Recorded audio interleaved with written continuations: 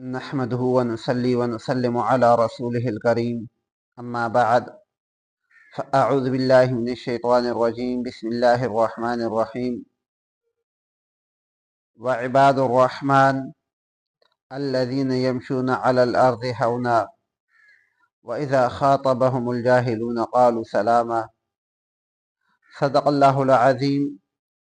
اللهم صل على محمد وعلى آل محمد كما صليت على إبراهيم وعلى آل إبراهيم إنك حميد مجيد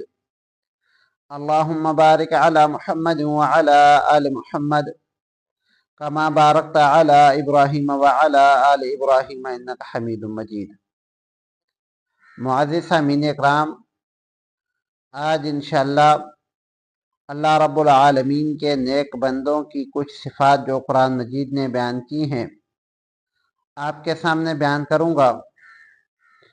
اللہ رب العالمین نے 19ویں پارے میں ارشاد فرمایا ہے وعباد الرحمن، رحمان کے بندے، پہلی صفت یہ ذکر کی ہے الذین یمشون علی الارض ہونا، کہ جو زمین پر چلتے ہیں عاجزی کے ساتھ، انکساری کے ساتھ۔ اس آیت میں اللہ رب العالمین نے اپنے نیک بندوں کی چال چلن کا ذکر کیا ہے۔ ایک اور آیت میں اللہ رب العالمین سکھاتے ہیں وَلَا تَمْشِ فِي الْأَرْضِ مَرَحًا،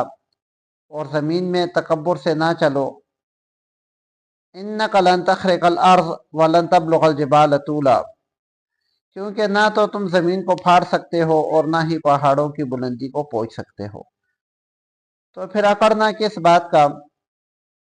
یہاں پر اللہ رب العالمین پھر فرماتے ہیں نیک بندے وہ ہوتے ہیں جو زمین پر چلتے ہیں عاجزی کے ساتھ۔ عاجزی کا مطلب یہ ہے کہ انسان اس انداز سے نہ چلے کہ اس کی چال ڈال سے تکبر ظاہر ہو رہا ہو، اور نہ ہی عاجزی کا یہ مطلب ہے کہ انسان اس انداز سے چلے جس سے ظاہر ہو رہا ہو کہ وہ بیمار ہے، اور نہ ہی سستی سے چلے۔ اسی طرح چلنے کے کچھ آداب ہیں۔ صحابہ اکرام رضوان اللہ تعالی علیہم نے آپ صلی اللہ علیہ وآلہ وسلم کے وہ آداب ذکر کیے ہیں۔ آپ صلی اللہ علیہ وآلہ وسلم کے چلنے کے کچھ اصول بتائے ہیں کہ آپ صلی اللہ علیہ وآلہ وسلم کیسے چلا کرتے تھے یا کیسے چلنے کی ترغیب دیا کرتے تھے۔ تو احادیث مبارکہ کے اندر آتا ہے کہ آپ صلی اللہ علیہ وآلہ وسلم نسبتاً تیز قدم اٹھاتے تھے جیسے عام رواج ہے۔ اس کے علاوہ آپ صلی اللہ علیہ وآلہ وسلم کی تعلیمات ہیں کہ چلتے ہوئے پیچھے موڑ کر نہ دیکھا کرو، بار بار آگے دیکھنا چاہیے۔ چلنے کا ایک ادب حضرت ابو ہریرہ رضی اللہ تعالی عنہ نے ذکر کیا ہے کہ آپ صلی اللہ علیہ وآلہ وسلم نے ایک جوتا پہن کر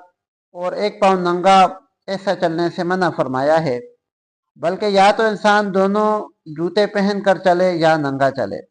بلکہ فضالہ بن عبید رضی اللہ تعالی عنہ کی ایک حدیث ہے، ایک روایت ہے،